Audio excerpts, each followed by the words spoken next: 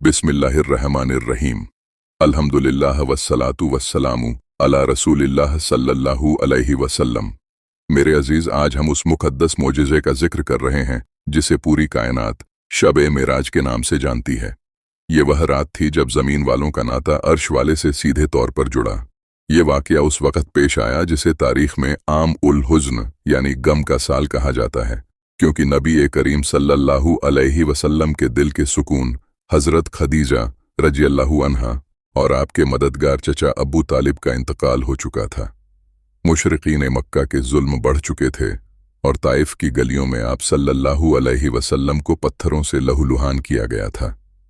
ऐसे मुश्किल वक़्त में अल्लाह ताला ने अपने महबूब की दिलजोई और अपनी निशानियां दिखाने के लिए उन्हें अर्श ए बरी पर मेहमान बनाया। अल्लाह ताला ने इस अजीम रात का जिक्र कुरान की सूरह अल-इसरा की पहली आयत में किया है, जहां अल्लाह फरमाता है, पाकीज़ा है वह ज़ात जो अपने बंदे को रात के एक हिस्से में मस्जिद हराम से मस्जिद अक्सा तक ले गया ताकि हम उन्हें अपनी निशानियां दिखाएं। हज़रत जिब्रील अलैहिस्सलाम जन्नत से एक नूरानी सवारी लेकर आए जिसे बुराका कहा जाता है। इसकी रफ्तार का आलम यह था कि जहां निगाह पड़ती वहां इसका पहला कदम होता। आप सल्लल्लाहु अलैहि वसल्लम पहले मस्जिद हराम से मस्जिद अक्सा पहुंचे। वहां तमाम अंबिया किराम मौजूद थे। हज़रत जिब्रील अलैहिस्सलाम के इशारे पर हुजूर सल्लल्लाहु अलैहि वसल्लम मुसल्ले पर तशरीफ ले गए और तमाम नबियों की इमामत फरमाई।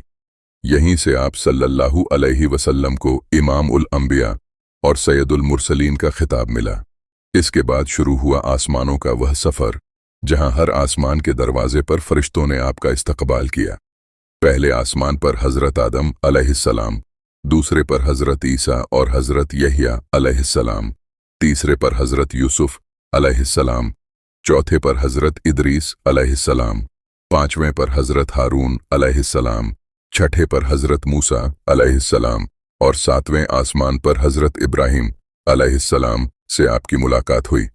सातवें आसमान के ऊपर आप सल्लल्लाहु अलैहि वसल्लम सिदरत उल मुंतहा पहुंचे। यह वह मकाम है जहां कायनात का इल्म खत्म होता है। कुरान की सूरह अन-नज़्म में इस मकाम की गवाही मौजूद है कि वहां नबी सल्लल्लाहु अलैहि वसल्लम ने बड़ी बड़ी निशानियां देखीं। यहां पहुंचकर हज़रत जिब्रील अलैहिस्सलाम रुक गए और अर्ज किया, या रसूल अल्लाह सल्लल्लाहु अलैहि वसल्लम, अगर मैं यहां से एक बाल बराबर भी आगे बढ़ा तो अल्लाह की तजल्लियों से मेरे पर जल जाएंगे। लेकिन हुजूर सल्लल्लाहु अलैहि वसल्लम को अल्लाह ने और भी आगे बुलाया। आप सल्लल्लाहु अलैहि वसल्लम काबा कौसैन के मकाम पर पहुंचे, जहां बंदे और रब के बीच कोई पर्दा न रहा। जैसा कि कुरान में जिक्र है कि फिर वह करीब हुआ और खूब करीब हो गया, यहां तक कि 2 कमानों के बराबर फासला रह गया या उससे भी कम।